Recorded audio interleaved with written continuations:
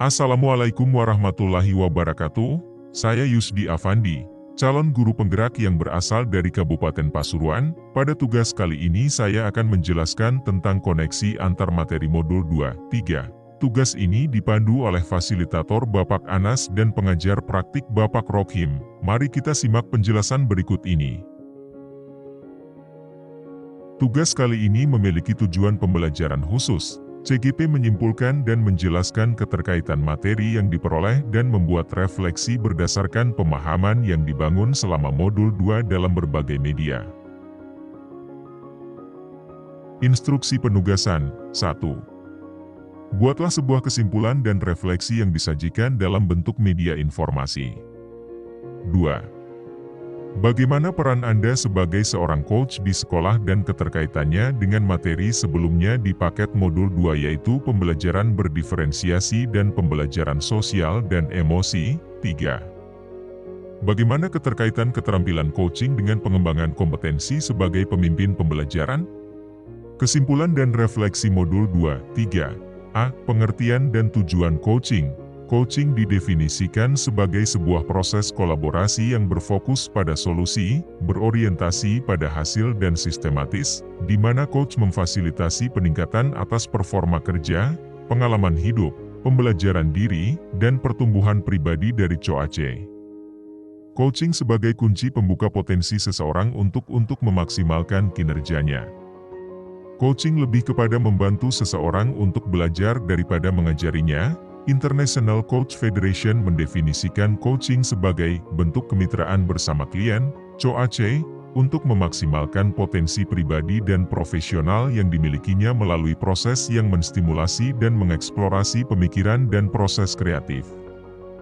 Tujuan coaching adalah menuntun COACE untuk menemukan ide baru atau cara untuk mengatasi tantangan yang dihadapi atau mencapai tujuan yang dikehendaki dan membangun kemitraan yang setara dan COACE sendiri yang mengambil keputusan.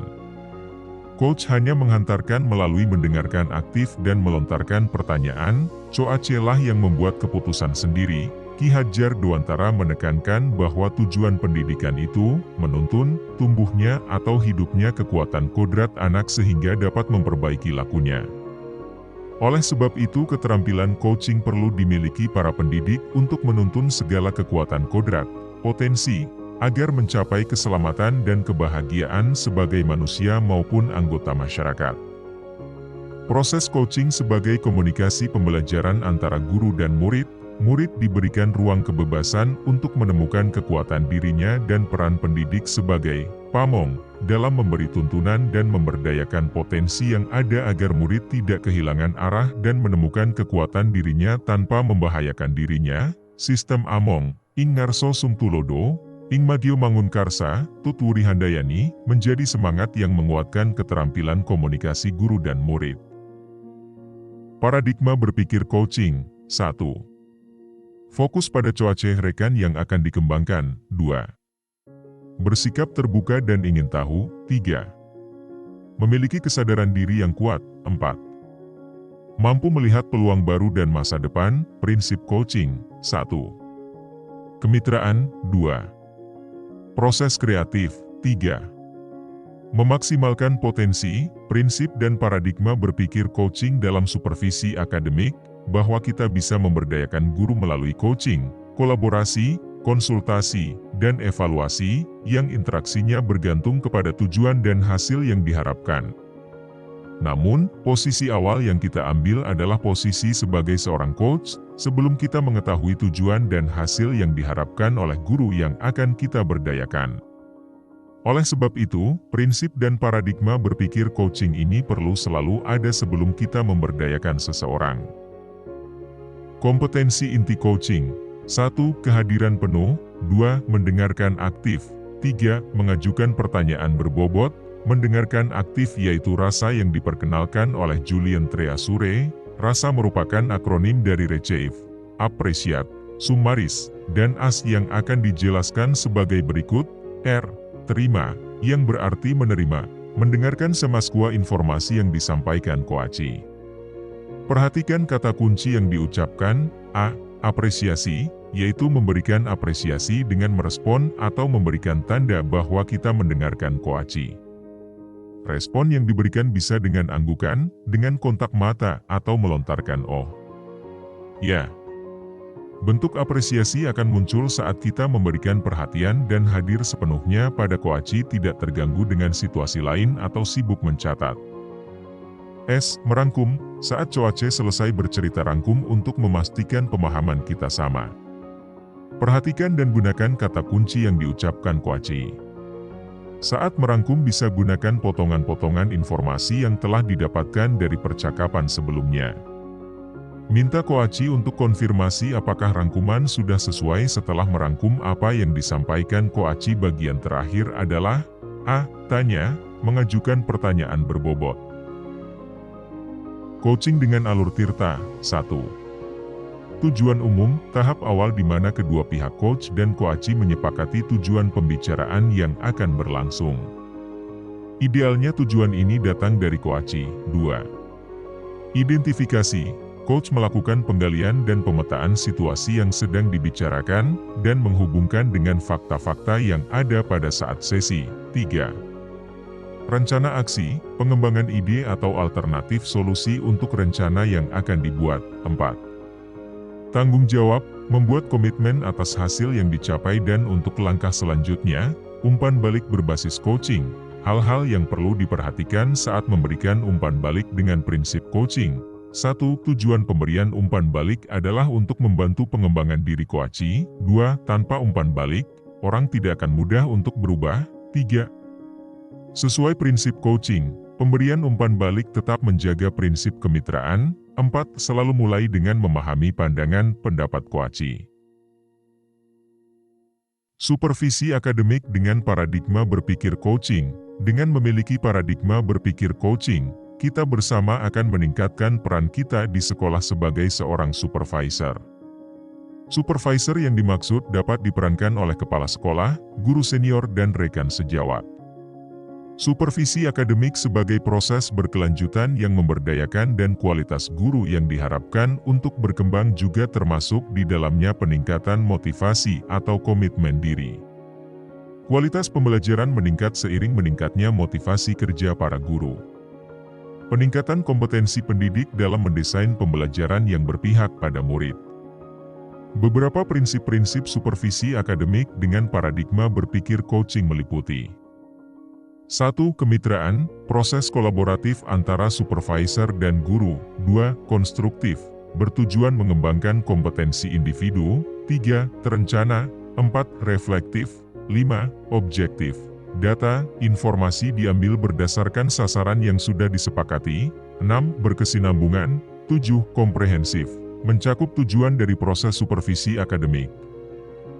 Refleksi, pada modul 2-3 coaching untuk supervisi akademik selaras dengan salah satu peran guru penggerak. Menjadi coach bagi guru lain. Setelah mempelajari coaching akan melakukan atau mengimplementasikan di sekolah. Dalam menjalankan peran menjadi coach bagi guru lain, terutama yang terkait dengan peningkatan kualitas pembelajaran bagi murid di sekolah, guru harus berdaya dalam menemani dan menuntun rekan sejawatnya itu untuk menelaah proses belajar mereka sendiri. Belajar keterampilan coaching, memberdayakan diri melalui refleksi atas hasil pengalaman praktik-praktik profesional sendiri, harus dapat mengambil pembelajaran, memunculkan pertanyaan-pertanyaan mendalam untuk mengakses keterampilan metakognitif ketika melihat dan mengevaluasi proses berpikirnya sendiri terkait belajar. Pencapaian tujuan, dan pemecahan masalah. Sebagai coach harus lincah berpindah-pindah dari pemikiran pengembangan rekan sejawat pada level individu dan level anggota komunitas pendidik di sekolah. 2. Keterkaitan coaching dengan pembelajaran berdiferensiasi dan pembelajaran sosial dan emosional. Sistem Among yang dianut Ki Hajar Dewantara menjadikan guru dalam perannya bukan satu-satunya sumber pengetahuan melainkan sebagai mitra peserta didik untuk melejitkan kodrat dan irodat yang mereka miliki. Apa yang dilakukan? Salah satunya adalah mengintegrasikan pembelajaran berdiferensiasi ke dalam pembelajaran, di mana pembelajaran harus disesuaikan dengan minat, profil dan kesiapan belajar. sehingga pembelajaran dapat mengakomodir kebutuhan individu peserta didik. Dalam hal ini KHD mengibaratkan bahwa guru adalah petani, dan peserta didik adalah tanaman dan setiap individu peserta didik adalah tanaman yang berbeda. Jika tanaman padi membutuhkan banyak air, tentu akan berbeda perlakuan terhadap tanaman jagung yang justru membutuhkan tempat yang kering untuk tumbuh dengan baik. Kegiatan untuk melatih menghadirkan present yang bisa kita lakukan adalah dengan melakukan kegiatan stop dan mindful listening yang telah kita pelajari pada modul 2 pembelajaran sosial emosional yang lalu. Penting diingat tidak ada satu cara yang terbaik untuk semuanya karena setiap orang memiliki caranya masing-masing untuk dapat menghadirkan present. Untuk itu temukan cara yang paling efektif untuk Bapak, Ibu agar bisa terus melatih diri dan menerapkannya sebelum dan selama melakukan percakapan coaching. Pendekatan sosial dan emosional dalam praktek coaching juga sangat diperlukan. Melalui pertanyaan-pertanyaan reflektif yang diberikan guru, peserta didik akan menemukan kedewasaan dalam proses berpikir melalui kesadaran dan pengelolaan diri, sadar akan kekuatan dan kelemahan yang dimilikinya, mengambil perspektif dari berbagai sudut pandang sehingga sesuatu yang menjadi keputusannya telah didasarkan pada pertimbangan etika, norma sosial dan keselamatan dan kebahagiaan. 3. Keterkaitan keterampilan coaching dengan pengembangan kompetensi sebagai pemimpin pembelajaran. Seorang guru penggerak harus mampu berperan sebagai pemimpin pembelajaran yang siap mengimplementasikan pembelajaran yang berpusat pada murid. Semua akan bisa terlaksana dengan baik bila guru memiliki daya memberdayakan. Memberdayakan segala potensi dan kodrat yang ada, maka seorang guru mutlak membutuhkan keterampilan coaching ini sehingga guru mampu mengamong atau menuntun murid menuju kodrat terbaiknya dalam meraih kebahagiaan yang setinggi-tingginya, baik sebagai pribadi maupun sekaligus sebagai anggota masyarakat. Selain itu, bahwa salah satu peran guru penggerak adalah sebagai coach bagi guru lain. Sesuai dengan peran tersebut, seorang guru penggerak harus mampu menjadi mitra bagi guru lainnya dalam menyelesaikan masalah.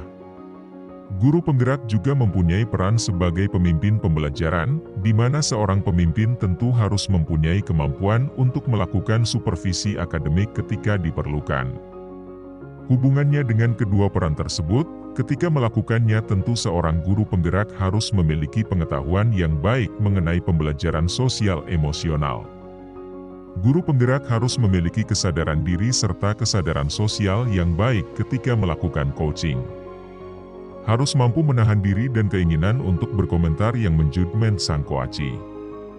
Intinya seorang coach itu harus mampu menjadi pendengar setia ketika sang coach sedang menyampaikan pemahamannya.